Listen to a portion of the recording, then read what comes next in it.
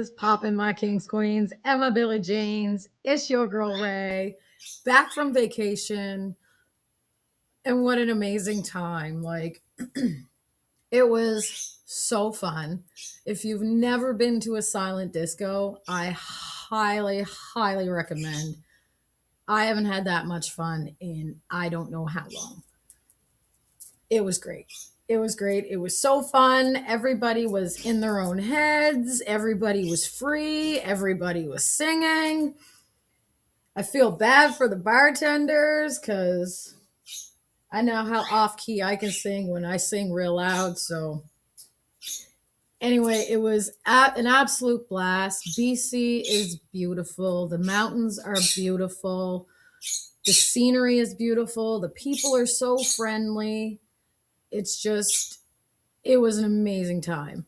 And of course, Emmy back there is getting vocal. I thought this would be great because they were all napping. Guess not. I think really what my soul really wants to talk about, my soul wants to talk about a lot of things. But for today, it really is about taking that adventure. I read a meme and it said, invest in your adventure because when you're older, you don't want the only place you've ever been to was work, or something along those lines. Which is true. Which is true when you think about it. When you come to the end of your days and the only place you ever went to was work, that makes for a pretty boring life, a lot of regret, and a lot of what if. I cannot stress enough about going on the trip, going to the concert, doing the things that you love, investing in yourself, because ain't nobody else going to invest in you. Nobody's going to invest in you the way you invest in you. That being said, there are people who would contribute to your growth or contribute to your success or whatever you want to call it. But nobody can invest in you as much as you invest in you. I can sit here, like I'm leading all kinds of horses to water right now. Doesn't mean they're going to drink. And it's the same when people like invest their time or their money or their whatever into you. They can lead you to drink, but that doesn't mean you're going to drink unless you want to. Does that make sense? It made sense in my mind. It made sense in my mind. But yeah, like I was super anxious leading up to the trip. There's a lot of personal things going on that was on the back of my mind heavy. And I mean, like I wasn't even in Kelowna 10 minutes without my kids calling me about them fighting. So, but after that, everything went smoothly. I'm so proud of the kids for the week they had, for everything that they did, for just being grown and responsible and all of that stuff. Like, I'm just so proud of them. And honestly, if it wasn't for them, we wouldn't have really been able to take the trip. I don't have a lot of support. I mean, I do have a lot of support, but when it comes to things like this, I don't really have a lot of support. So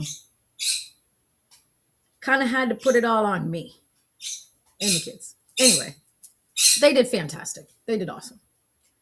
Going back to the point of the video is I'm so glad I took the trip. I'm so glad I saved the money and then I made the leap and was just like, fuck it. Fuck it. Things will always work out in my favor. It's a mantra of mine. Everything works out, or only good things happen to me is the mantra. So I had to go in on blind faith that everything would work out, and everything did beautifully, flawlessly for the most part, little bumps here and there. But yeah, take the fucking trip, go to the concert. I know shit seems hard these days. Well, shit is hard these days with everything. But you can't let that stop you. You can't let that stop you because, like I said be the end of days and you're like, the only place I ever went to was work. All I did was work. I didn't go to any concerts because I thought I couldn't afford them or X, Y, and Z. I didn't go on any trips because I'm scared of this, that, and the other thing. The same reasons as the concert. I didn't do any of the things that I love doing because I was afraid of what people might think or say or everything in between. I know we've talked about this. I guess I just can't stress it enough being in that point of my life where I don't want my obituary to read that she was a hard worker, she was a good mom. Well, of course it's going to say that. But I want it to reflect the things about me and not other people. So many times I read obituaries and it's all about what the person who has passed has done for other people. She was a devoted wife. He was a hardworking father. This, that, and the other thing. I've rarely ever, there are a few, especially with my residents that kind of surprised me, that actually have stories about them and things that they actually enjoyed and not just the services they provided. I want my obituary to be like that. I want it to say things like she was spontaneous. She always said yes to the trips, to the concerts, to the whatever it is. She loved to dance. She was magical. Those are the things I want to be remembered by and not the fact that all I did was work. I know we've talked about how I'd given myself to the cult for 10 years. I ain't doing that again. Do the things that make you happy. Do the fucking things that make you happy. I feel like a broken record saying it, but it's like it's at the forefront of my mind is do what makes you happy. Does this make me happy? Does this not make me happy? And then, of course, I always think of like, is there consequences? Because every action has an equal and opposite reaction, and it has a consequence. The pros and cons of the situation. Especially if you have a spouse. That's another thing my soul wanted to talk about, is doing things like that with your spouse. So if you've been in a relationship for a long time, and my husband and I have been together for 17 years, it'll be 17 years. And the thing about being in a long-term relationship is sometimes shit gets boring. Sometimes shit goes stale. Sometimes you're in that like dry spell where you're literally like roommates. Take trips with your spouse. Your spouse is supposed to be your best friend. Your spouse is supposed to be the person who not only completes you, but makes things worthwhile. I could have had a fantastic trip by myself, trust you me. But I had an even better trip because my spouse was there. And you have to do things to keep the relationship alive. And I think part of the reason why a lot of relationships fizzle out after so long, or they get stagnant or boring or whatever you want to say, is because people forget to keep the romance alive, keep the love alive. A lot of the times, like after the honeymoon stage where you've impressed your future partner or whatever, and you're dating and stuff like that, we all get comfortable. And then we all kind of fall off that train. Because, you know, when you're meeting somebody, you're being extra nice and thoughtful and all this, and you want to impress them and blah, blah, blah, blah, blah. Folks forget that when they're in a relationship and they think, I got the girl or I got the guy, I ain't got to do shit. Wrong. Absolutely wrong. You still have to keep the romance alive. Like every morning we walk down to the lake in Osoyoos. Beautiful. We did a cleansing exercise that I had read in the book I'm reading now, Medicine Walk. Highly recommend.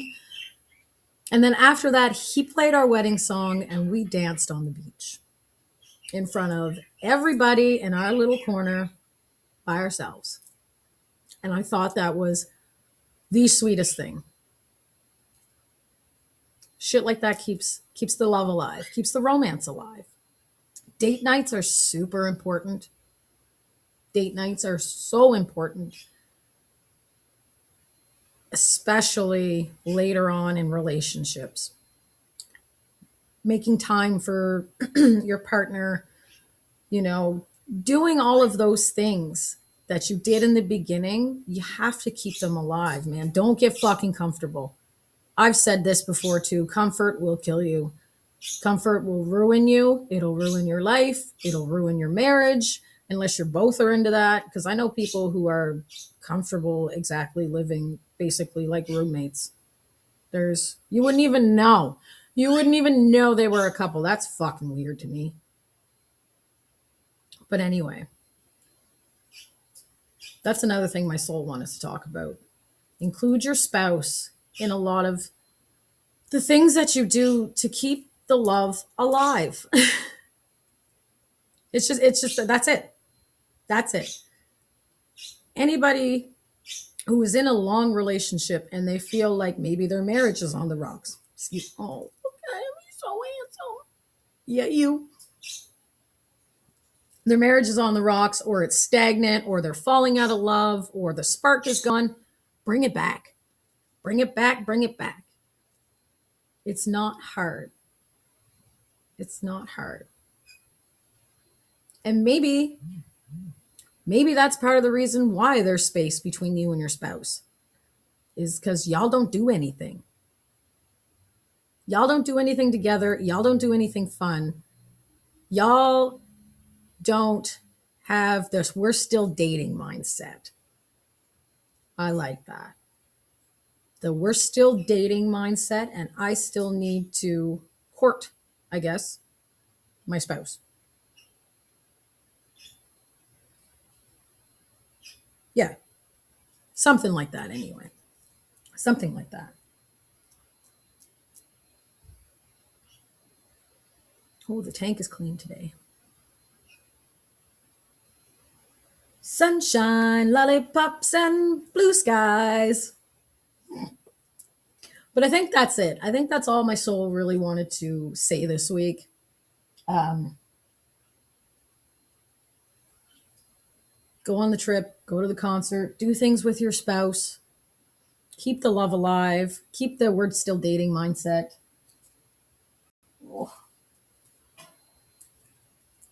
And I suppose that's it. So keep shining, keep tipping the scales in your favor.